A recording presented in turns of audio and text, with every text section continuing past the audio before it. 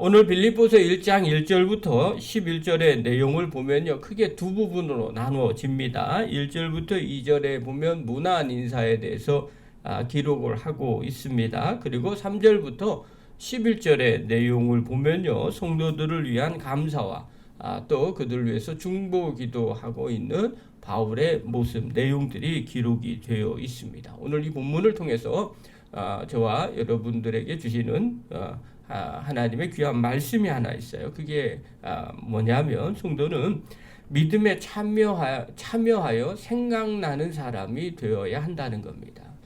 여러분, 생각나는 사람이 되는 그 사람, 이 사람이 꼭 돼야 됩니다. 세상에 보면요, 사람을 보면서 여러분들도 아마 생각나는 사람이 있을 것 같아요. 그 사람, 이렇게 생각이 말만 해도 마음 가운데 엷은 미소가 띄어지는 경우가 있고요, 아니면 미간이 찌푸러지는 경우가 있어요.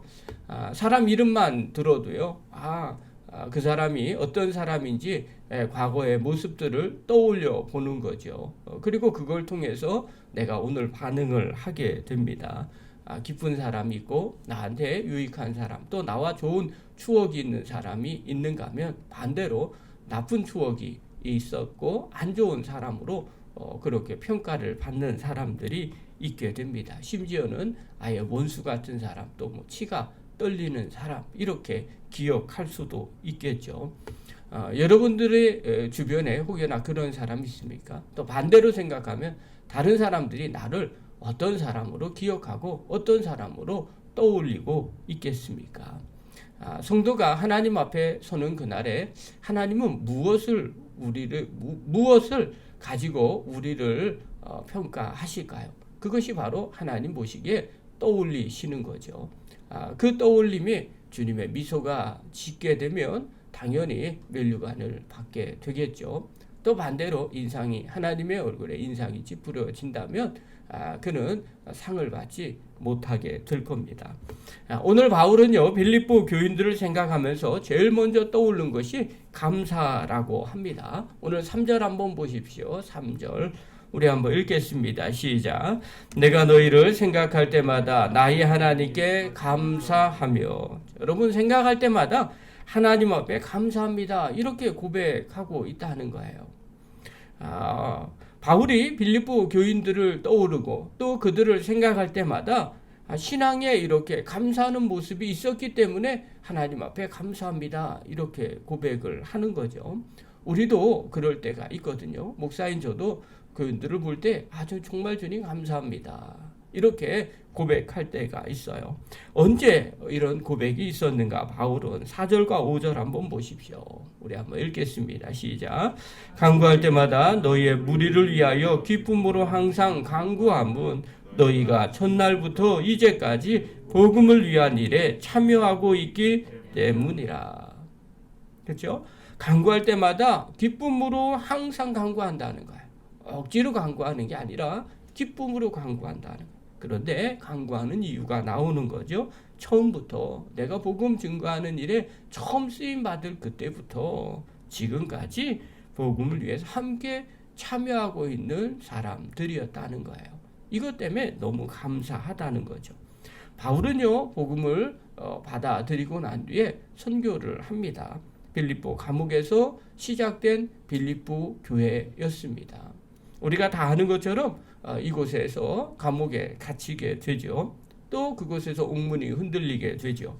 간수장의 가족들이 모두가 세례를 받는 일들이 일어납니다. 그리고 이곳에서 다 아는 자주장사 루디아를 만나게 되죠. 그리고 그곳에서 그의 집에서 빌립보 교회가 시작이 되었습니다.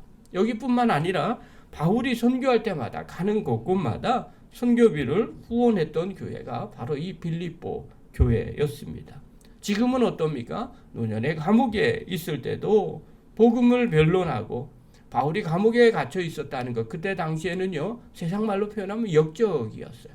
그런데도 그들은요, 이 복음을 옹호해 주었어요. 바울에 대해서 계속 변론해 주었어요. 그는 그리스도의 사도라고 이야기했어요. 그리고 끝까지 물질로 후원했던 교인들이 바로 이 빌립보 교인들이었습니다. 그러니 처음부터 끝까지 나와 함께 그리스도의 복음을 참여했던 나의 진짜 찐 동역자였던 거죠. 그러니 얼마나 그들을 바라보고 생각만 해도 기쁨이 넘쳐났겠어요.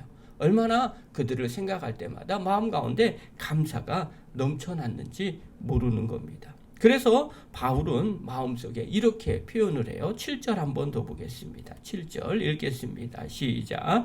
내가 너희의 무리를 위하여 이와 같이 생각하는 것이 마땅하니 이는 너희가 내 마음에 있음이며 나의 매임과 복음을 변명함과 확정함에 너희가 다 나와 함께 은혜에 참여한 자가 됨이라.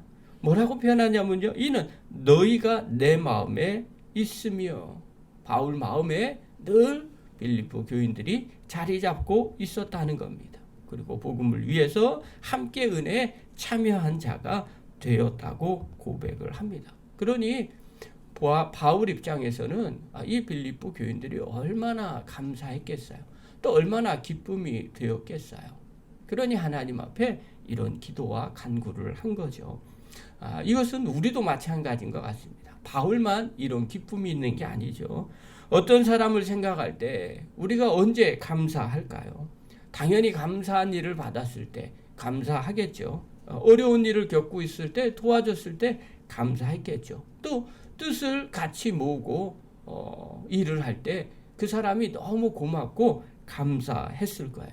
그러니 당연히 빌립보 교인들은 바울과 같이 했기 때문에 바울이 기쁨 가운데 있었던 겁니다.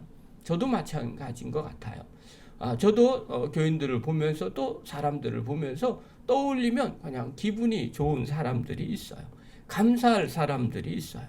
지금까지 함께했던 우리 교인들을 보면서 사실은 정말 감사합니다.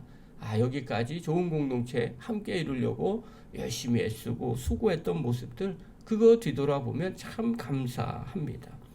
또 주의 일을 할 때 같이 힘을 보태서 주의 일을 하는 성도들을 보면 감사합니다. 저는요, 언제 정말 감사하냐면 주일날 예배 드리러, 사실 제가 8분, 9분 정도의 사무실에서 나오거든요. 그때 처음에 교인들을 보지 않습니다. 그냥 예배 강대상 쪽으로 오기만 합니다. 그리고 그제서야 이제 서서 교인들을 살짝 봅니다. 그리고 교인들이 자리에 앉아 있는 것만 해도 사실은 너무너무 감사했어요. 그리고 그 자리에 앉아 있는, 그리고 예배에 같이 참여하는 그 모습만 봐도 사실은 저는 너무너무 감사합니다. 정말 함께 신앙생활하고 함께 찬양하고 함께 예배드린다는 게 얼마나 큰 힘인지 몰라요. 그래서 감사하게 되고요. 그리고 웃음이 납니다. 반대로요, 감사하지 않는 성도들도 사실 지금 교회 안에는 없지만요, 있었습니다. 누군가가 같이 일을 하지 않아요. 누군가가 함께 하나님의 일에 참여하지 않아요. 오히려 그 일을 방해해요. 그러면 마음 가운데 기쁨이 없습니다. 또 감사하지도 않아요. 생각할 때마다 속상하기도 합니다. 여러분, 어떤 삶을 살아야 될까요? 이것은 하나님도 마찬가지라고 생각이 됩니다. 하나님은요, 우리 인격체가 아니시기 때문에 기쁨, 슬픔이 있는지 없는지 잘 모릅니다. 그러나 하나님을 경험한 바에 의하면 하나님도 그런 감정들을 갖고 계시는 것 같습니다. 정말 주님을 위해서 애쓰고 수고하면 수고한다고 말씀하십니다. 그리고 기쁨이 된다고 말합니다. 어떨 때는 안타깝다고도 말씀하십니다. 정말 하나님 앞에서 우리가 어떤 모습으로 서 있을 때 하나님은 우리를 보고 기뻐하실까요? 또 반대로 우리가 어떤 행동들을 할 때 하나님은 인상을 찡그리고 계실까요? 또 안타깝다고 생각할까요? 여러분, 바울의 입장, 오늘 본문의 입장에서 보면 마찬가지죠. 주의 일, 주님이 기뻐하는 일에 함께 동역하면 정말 기뻐할 겁니다. 정말, 그리고 그런 자에게 하나님의 은혜와 복을 부어 주실 겁니다. 사랑하는 성도 여러분, 영상을 보는 귀한 성도 여러분, 이제 우리가 해야 할 일은 딱 하나예요. 복음에 참여해서 기억되는 사람이 되어야 됩니다. 세상에서도 기억돼서 감사와 기쁨이 넘치는 사람이 되시고요. 무엇보다도 하나님께 기억이 되셔서 하나님의 기쁨이 되고 하나님이 늘 감사하는 성도, 그런 성도들이 저와 여러분이 되기를 간절히 축원합니다.